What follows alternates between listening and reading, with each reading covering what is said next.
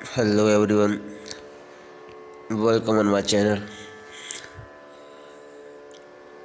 Humanities student जिनके BA second year में history subject है, उनसे रिलेटेड एक क्वेश्चन करने जा रहे हैं हम। सामाजिक और धार्मिक सुधार आंदोलन। सामाजिक और धार्मिक सुधार आंदोलन में मध्यकाल और प्रारंभिक आधुनिक काल में भारतीय समाज में कुछ समाज सुधारक हुए। उन्होंने भारतीय समाज में कुरीतियों को, अंधविश्वासों को हटा करके समाज में जागृति पैदा की, जन जागृति लेकर आए। इनमें से हम कुछ महापुरुषों को देखते हैं, जैसे स्वामी विवेकानंद, राजा राममोहन राय, दयानंद सरस्वती। इस प्रकार बहुत सारे व्यक्ति जो है धर्म सुधार में लगे, समाज सुधार में लगे। आइए हम देखते हैं सामाजिक सुधार आंदोलन में राजा राममोहन राय और ब्रह्म समाज का क्या योगदान रहा, उसके बारे में देखते हैं। चलिए शुरू करते हैं। ब्रह्म समाज की स्थापना हुई थी, या धर्म सुधार आंदोलन के कारण क्या रहे थे शुरू? धर्म सुधार आंदोलन की ज़रूरत क्या पड़ी, क्यों पड़ी? धार्मिक और सामाजिक सुधार आंदोलन क्यों हुए, क्या रीज़न है? पहला है, भारत में अंग्रेजी शासन की स्थापना से जन्मी बौद्धिक विकास एवं पाश्चात्यकरण की प्रक्रिया। इस बात ने भी इन लोगों के अंदर एक विचार उपजाया। दूसरी बात है, मिशनरियों द्वारा ईसाई धर्म का प्रसार एवं भारतीयों को ईसाई बनाना। दूसरा प्रमुख कारण था हिंदू धर्म का ह्रास होना, हिंदू धर्म कम होना, और ईसाई जो है अपने धर्म को बढ़ाने के लिए भारतीय लोगों का ईसाईकरण कर रहे थे।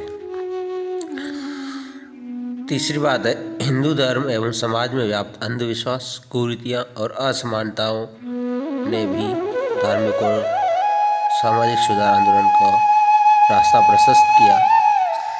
आगे देशी एवं विदेशी विद्वानों की चिंतनशील गतिविधियाँ, लोगों के अंदर की सोच, फिर पाश्चात्य शिक्षा, मानवतावाद एवं सार्वभौमवाद का विकास आदि कुछ कारण रहे हैं सामाजिक और धार्मिक सुधार आंदोलन के।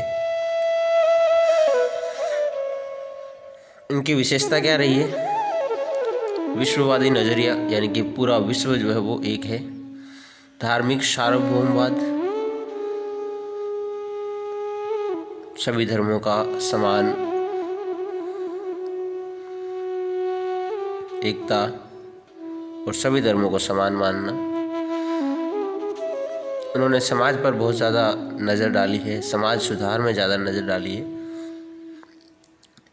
सामाजिक सुधार, धार्मिक सुधार, शुभ चिंतकों ने तर्क एवं बौद्धिक विचारों को आधार बनाया है। अपनी बुद्धि और तर्क के आधार पर जो है इन्होंने सुधार किया है। वर्तमान परिप्रेक्ष्य में अतीत की व्याख्या, वर्तमान में क्या चल रहा है उस चीज़ को लेकर के अतीत की व्याख्या करने की कोशिश की है इन्होंने। मुख्य इनका एक विजन था राष्ट्रीय एकता एवं समरसता।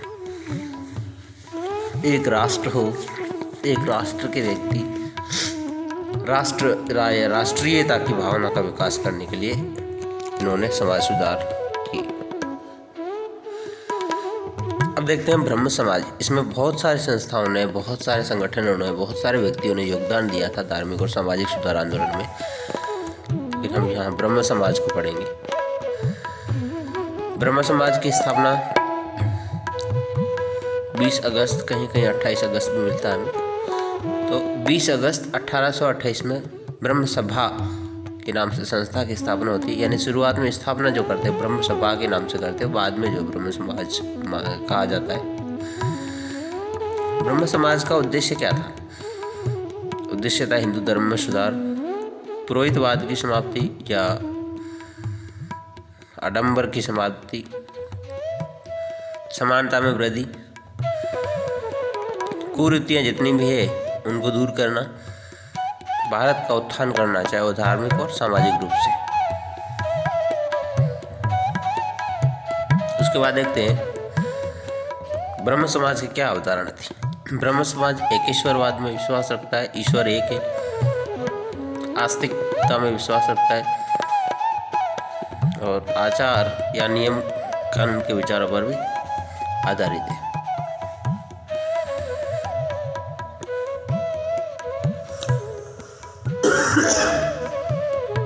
फिर देखते हैं किन किन बातों को इन्होंने गहराई से लिया है, इनके क्रियाकलाप में क्या क्या बातें शामिल थी। ब्रह्म समाज में मूर्ति पूजा का विरोध करते थे, इन्होंने एकेश्वरवाद की स्थापना पर बल दिया है, धार्मिक ग्रंथों की व्याख्या के लिए पुरोहितवाद को इन्होंने नकारा है, अवतारवाद का खंडन किया है, यानी किसी प्रकार कोई अवतार नहीं हुआ है, कोई देवीय शक्तियाँ या अवतार का खंडन करते हैं, जाति व्यवस्था पर प्रहार करते हैं, ऊंच नीच अस्पृश्यता इस प्रकार की जाति व्यवस्था पर प्रहार किया इन्होंने, बाल विवाह का घोर विरोध किया इन्होंने, सती प्रथा का विरोध किया है। आपको पता है सती प्रथा के विरोध पर ही राजा राम मोहन राय के कहने पर ही 1829 में सती प्रथा उन्मूलन कानून बना था। आधुनिक शिक्षा का प्रयास किया स्त्रियों की, उसके बाद में राष्ट्रीयता का प्रचार या देशभक्ति का प्रचार किया इन्होंने। ब्रह्म समाज का विकास कैसे हुआ देखते हैं, आइए। 1830 में राजा राम मोहन राय के इंग्लैंड जाने के बाद समाज का नेतृत्व रामचंद्र विद्या वागीश ने किया। 1830 में रामचंद्र वागीश ने इसका नेतृत्व किया। 1833 में द्वारिका नाथ टैगोर के हाथ में आ गया। उसके बाद में 1843 में देवेंद्र नाथ टैगोर के हाथ में। 1856 में केशव चंद्र सेन ने इसकी कमान संभाली। देखते हैं केशव चंद्र सेन के नेतृत्व में ब्रह्म समाज का विस्तार बंगाल से बाहर भी गया। उत्तर प्रदेश, पंजाब, मद्रास आदि में जो ब्रह्म समाज की शाखाएं खोली गई। ये ध्यान रखना है कब कब जो इसका विकास होता। अब देखते हैं ब्रह्म समाज में फूट पड़ जाती है बाद में। क्यों पड़ जाती है? क्योंकि केशव चंद्र जो है उदारवादी विचारों के कारण ब्रह्म समाज का विभाजन होता है। केशव चंद्र चाहता है कि ब्रह्म समाज के अंदर ऐसी अनेक गतिविधियां होने लगती है जिनकी वजह से देवेंद्र नाथ टैगोर और केशव चंद्र के बीच में मतभेद हो जाते हैं, जिससे ब्रह्म समाज में फूट पड़ जाती। वो कौन कौन सी बातें हैं जिसको लेकर के केशव चंद्र सेन और देवेंद्र नाथ टैगोर के बीच में मतभेद होते हैं? पहला है समाज का अंतर्राष्ट्रीयकरण।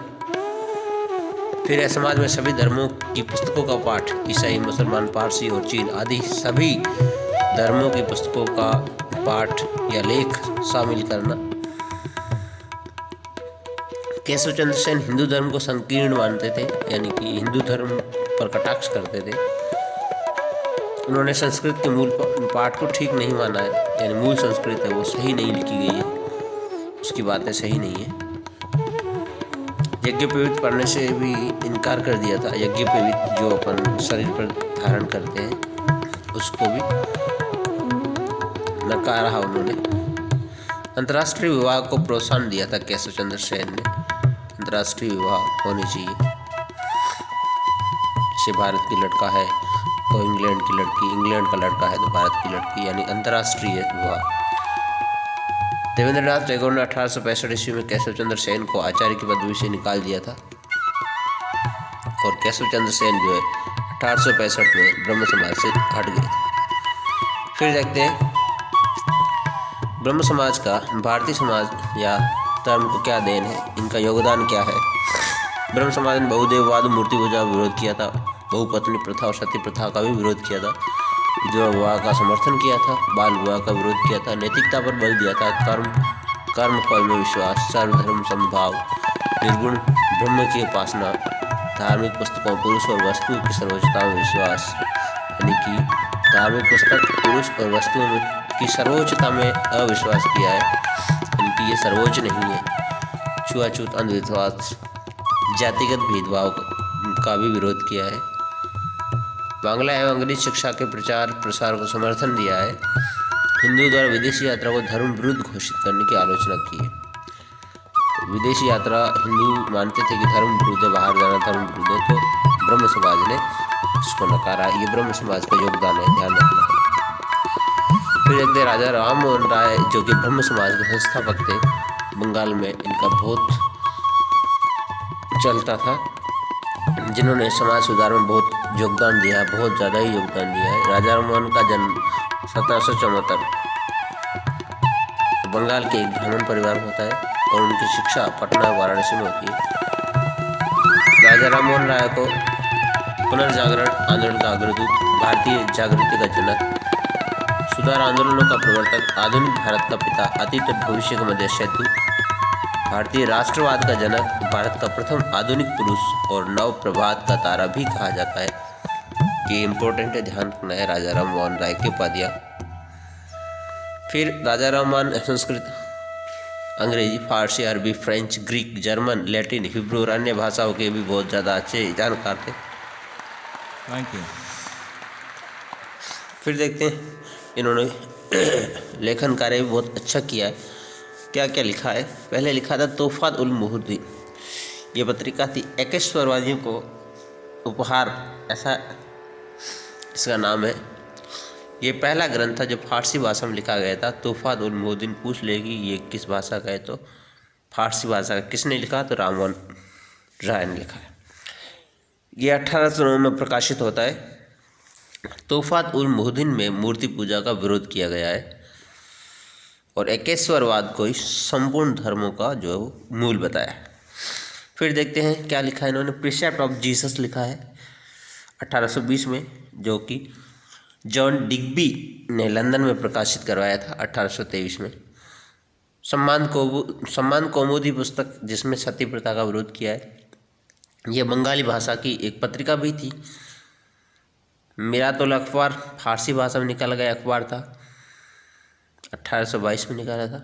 ब्रह्मनिकल या ब्राह्मणिकल मैगजीन थी, अंग्रेजी भाषा में प्रकाशित होती राजा राम मोहन राय की। और ये इम्पोर्टेंट, बहुत इम्पोर्टेंट है। प्रिसेप्ट ऑफ जीसस, संवाद कौमुदी पत्रिका, मिरातुल अखबार और ब्राह्मणिकल मैगजीन, ये इम्पोर्टेंट है राजा राम मोहन राय के। राजा राम मोहन राय ने आत्मीय सभा का गठन किया था 1814-15 में। वेदांत सोसाइटी की स्थापना 1816 में की थी। कलकत्ता यूनिटेरियन कमेटी की स्थापना 1821 में की थी। 1817 में डेविड हेयर के सहयोग से हिंदू कॉलेज की स्थापना की थी कलकत्ता में, और वेदांत कॉलेज की स्थापना भी की थी 1827 में। तो ये थे राजा राम मोहन राय। इनकी 20 अगस्त 1828 में ब्रह्म समाज की स्थापना इन्होंने ही की थी। ये जॉन डिग्बी के दीवान भी रहे थे और राजा की उपाधि इनको अकबर द्वितीय ने दी थी 1830 में। 1833 में ब्रिस्टल इंग्लैंड में उनकी मृत्यु हो जाती है और ब्रिस्टल इंग्लैंड में ही उनकी समाधि बनी। एकमात्र भारतीय जिनकी सर्वप्रथम मृत्यु विदेश में हुई और समाधि भी वहीं। तो ये थे राजा राम मोहन राय और ब्रह्म समाज। नेक्स्ट आगे करेंगे धार्मिक और सामाजिक सुधार आंदोलन में और लोगों के योगदान को पढ़ेंगे अगले वीडियो में। तब तक के लिए धन्यवाद। आप चैनल पर नए हो और थोड़ा सा भी आपको हेल्प मिली, अच्छा लगा है, तो चैनल को शेयर और सब्सक्राइब ज़रूर करें। Thank you. Have a good day.